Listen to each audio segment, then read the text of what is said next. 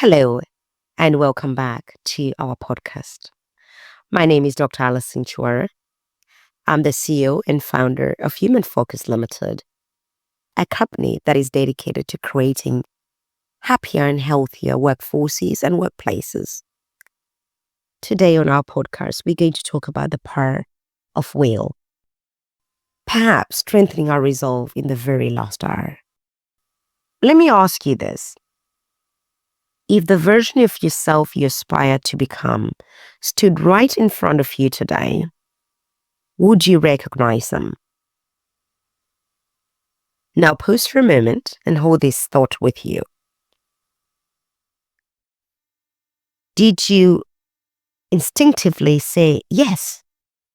Or did you hesitate, like some of us did, feeling that sort of weight of potential that's probably holding you back? Well, you see, here we are, December 2024, the act of the yes play. For many, it's time to retreat, to rationalize our failures with phrases like, there's always next year. But tell me, what makes next year so much more different than this year? Is it the calendar? Or perhaps, is it you? Are you holding you back? Today, we are going to talk about willpower in its totality. And is that invisible force that separates the dreamers from the doers. But I want to go a little bit deeper into this without sugarcoating it. Willpower is not a gift, okay? It's a muscle. And like any muscle, it grows only when tested. William James, who is a father of American psychology, I'll probably say, sort of said something along the lines of, the greatest discovery of our generation is that human beings can alter their lives by altering their attitude of mind. I'll repeat that. He said, the greatest discovery of my generation is that human beings can alter their lives by altering their attitude of mind. Mindset. And I want to take you to another level. Altering the mind isn't a passive act. It is an absolute warfare. It's a battle against habits, a battle against our comfort zones, and those quiet, seductive whispers of procrastination that lure us into mediocrity. So let me ask you another question. How often do you surrender to ease instead of actually standing your ground against discomfort and just say, I'm going to crack at this. I don't care how many times I'm going to have to do it because this is my forte. This is what I need to do. This is what needs to take me. I need this next step in my project, my life, my career. Or do we just surrender because it's so much easier to do? I want to go a little bit philosophical with you tonight.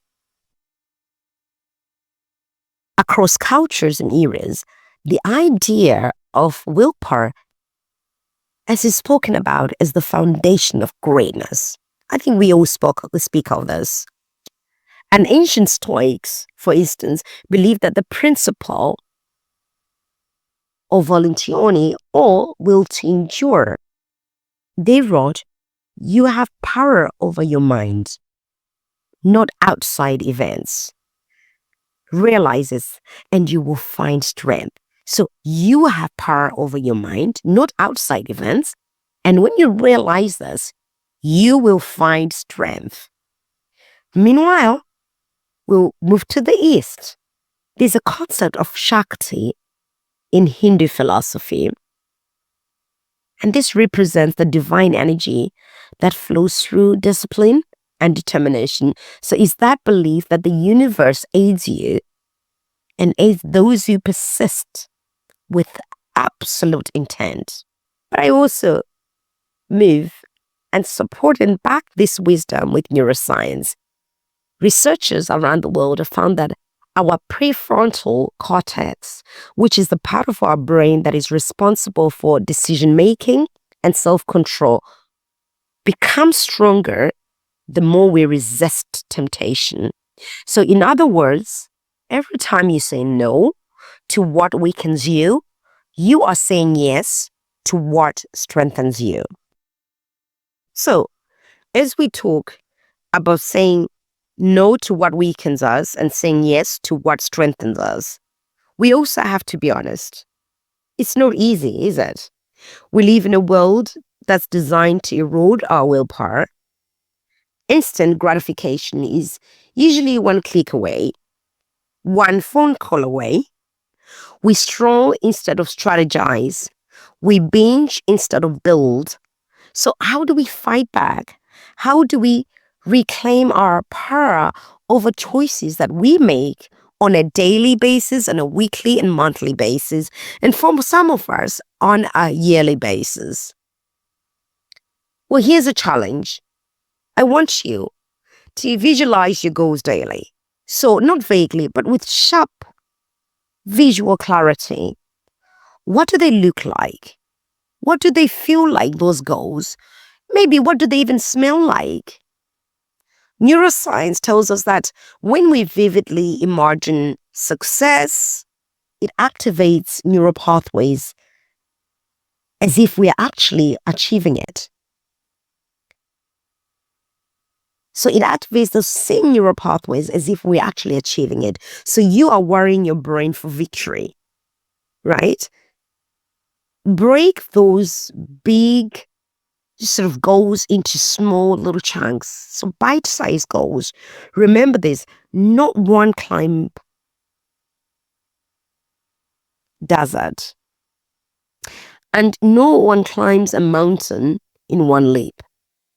They have to conquer it one step at a time, sometimes straight up as you become more experienced, or you're going round ways, trying to find your way up because nobody else has never climbed up there. So take your time, break those big goals into really small bite-sized chunks that you can manage, and be deliberate about discomfort. Run that extra mile if you're trying to lose weight with running. Push yourself from 1 mile or 1 kilometer to I'm going to do 1.2 kilometers. Okay. So say no to that dessert after a lovely dinner. Delay that gratification. And then you're setting up deliberate discomfort for yourself. Each act of resistance isn't just a denial for yourself to the things that pleasure you in that moment. It's a declaration of your own willpower in action. That's you watching yourself, practicing your willpower. And I think one of the most important things that I always mention, always say, is surround yourself with reminders of your why. Whether it's a sticky note on your mirror, like I have loads on my dresser, or conversation with that one person who believes in you. That one person who dares to tell you the truth even when you need comfort. And they are prepared to make you feel that sort of slight discomfort so you can shift your 1 kilometer run to 1.1. They're not asking you to do 2 kilometers, but asking you to just go that extra. Imagine that gratification that you feel, that exhilaration that you feel when you intended to only do a 1 mile, 1 kilometer run. Then you realize you just push yourself and done 1.1 or 1.2. How brilliant does that feel? Pushing against our own tide. It's actually having that person that keeps the flame of purpose alive for you. That one note that makes that flame of purpose alive for you. Let me share a really short story. I believe it was in the 50s, 1951 or 52. There was a lady called Florence Chadwick. She was a long distance swimmer. And she attempted to cross the Catalina Channel, which is a 21-mile stretch of water. She swam for 15 hours through really, really freezing water and thick fog. But just half a mile from the shore, she gave up. There was the fog and the water was freezing, but she gave up just half a mile from the shore. Not because her body failed, but because she lost sight of the goal, that little fog. 2 months later, she tried again. This time, she visualized the shoreline even when she couldn't see it. And you know what happened? She made it. So I ask you, when the fog of doubt creeps in, what do you hold on to? What is that vision of the shoreline that you have?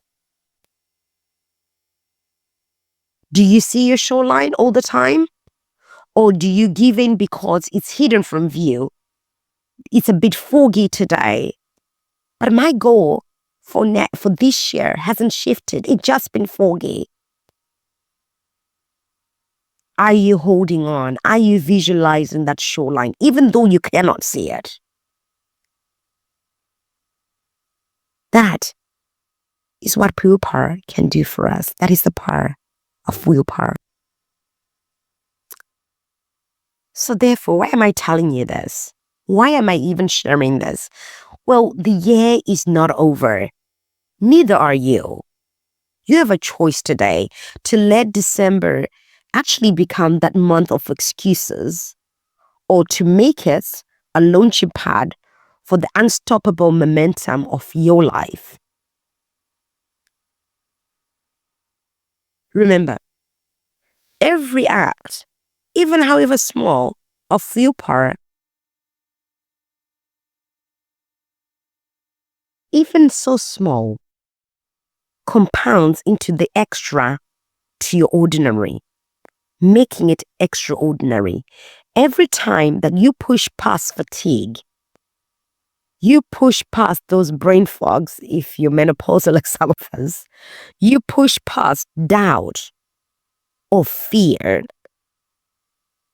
or you're building a version of yourself that's unrecognizable today, but unstoppable tomorrow.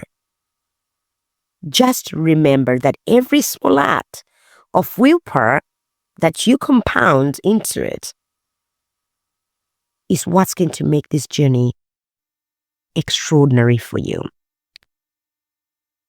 So here's my final question. If you were the only obstacle between you and your greatness, if you were the only obstacle between you and your greatness, what would you do differently starting today, starting now? What would you do differently? Well, don't just think about it. Act on it. I urge you. Act on it, because this is your moment. The year is not over yet. 2024 is not over yet. And it's not over until you say it is, okay? Stay resilient. Stay 100% relentless. And I promise you, the shoreline is closer than you think. From me to you, from Human Focused to your organization, it's goodbye for now. Until next time. Goodbye.